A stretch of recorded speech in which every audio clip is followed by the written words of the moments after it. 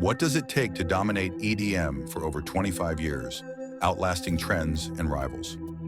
Armin van Buuren's answer lies in a career that began in a quiet Dutch town and exploded onto global stages. From crafting Blue Fear in 1996 to redefining trance with 2025's Breathe Out, his path includes 5 DJ Mag #1 titles, personal battles, and a bold shift to back-to-back sets with new talent. This isn't just a story of success, it's a masterclass in reinvention. Dive into the key moments that shaped him, from the 1990s to today, including his influence on a generation of DJs.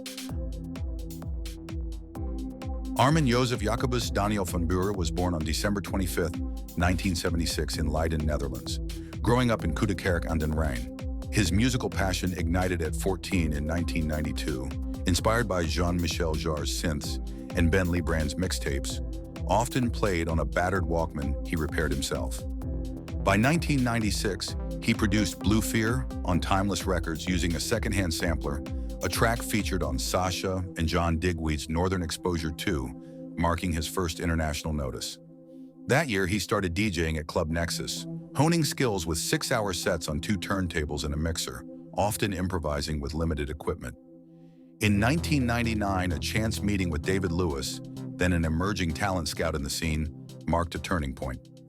Lewis introduced Armin to international opportunities, paving the way for communications breakthrough with its Kraftwerk-inspired arpeggios, earning UK and US airplay. This period built his early foundation, shaping his DIY ethos. The 2000s launched Armin's global ascent. In 2000, he released the first A State of Trance compilation under United Recordings, selling 10,000 copies, a modest start that hinted at future dominance. The radio show debuted in June 2001 on ID and T Radio, growing to 40 million listeners across 84 countries by the decade's end, influencing trance's global spread. Albums like 76 from 2003 and Imagine from 2008 defined pure trance, with Shivers from Imagine becoming a fan anthem. In 2003, he co-founded Armada Music with Michael Perron and David Lewis, the label's name an acronym from their initials, launching a platform for new talent. He married Erica Van Thiel in 2009, with their daughter Fenna's 2011 birth later shaping tracks like Love Never Came. Touring intensified, with 130 gigs a year causing jet lag, as he noted in a 2016 Metro interview, often relying on energy drinks to cope. David Lewis, now his manager, guided his career. His first DJ Mag #1 ranking arrived in 2007, repeated in 2008, 2009, and 2010, reflecting his rising stardom. This decade established his trance legacy. The 2010s brought Armin into the mainstream. Mirage in 2010, featuring Not Giving Up on Love with Sophie Ellis-Bextor, introduced vocal trance, recorded in a single marathon session that tested his endurance. Intense in 2013 blended pop EDM, using a vocoder for vocal effects, drawing purist criticism per a 2019 Where Have You article, yet expanded his reach to mainstream charts. The 2014 Grammy nomination for This Is What It Feels Like, with Trevor Guthrie, enhanced by a live string section recorded in London, marked a peak, showcasing his orchestral ambitions. However, 2010 depression, from 16-hour workdays to please fans, emerged as he shared in a 2019 DJ Mag interview, worsened by sleepless nights. A coach helped adjust his pace, though details remain private. Avicii's 2017 death deepened his mental health focus, inspiring a 2018 charity set that raised $50,000.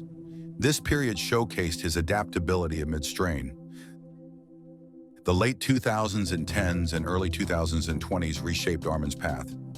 In 2018, he launched a charity set post-Avicii, raising funds for mental health, supported by David Lewis Productions Network, drawing 200,000 viewers online.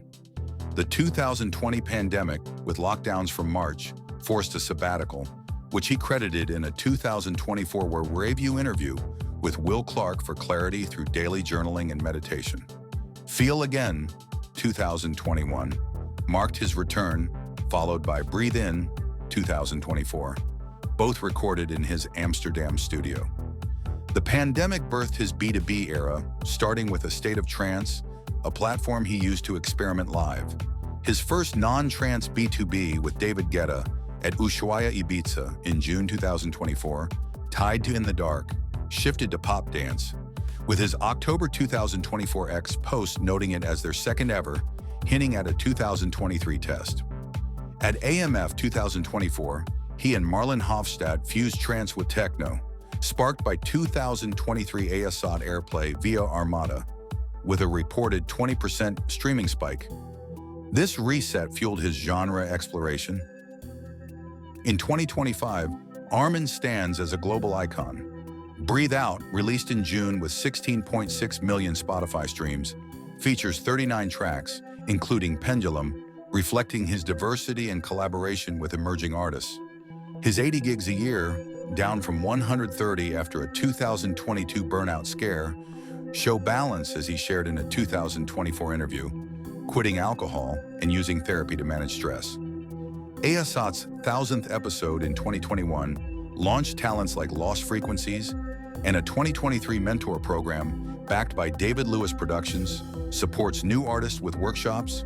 Critics once saw genre shifts as dilution, but his 2022 number 5 DJ Mag ranking and 5 number 1s prove adaptability. At Ultra 2025, B2B sets with Maddox, Heldens, Bayer, Paganato, and Vinny Vici drew millions of views. Tomorrowland 2025 may feature Amelie Lenz or Blasterjaxx, teased in a 2024 ASOT collab. A 2026 world tour is planned, and reflecting on this evolution, in a 2025 interview, he said, "I'm still learning, adapting with each new stage and sound." This outlook underscores his enduring drive. His recent mentorship has inspired young DJs like KIKI to explore trance's boundaries. Armin van Buuren's journey from Leiden to global stages shows enduring evolution. If this resonated, like the video, comment your favorite moment and tag a friend. Subscribe for our next EDM exploration, perhaps Tomorrowland 2025. Notifications on. Thanks for watching. Stay tuned for exclusive insights into his next chapter.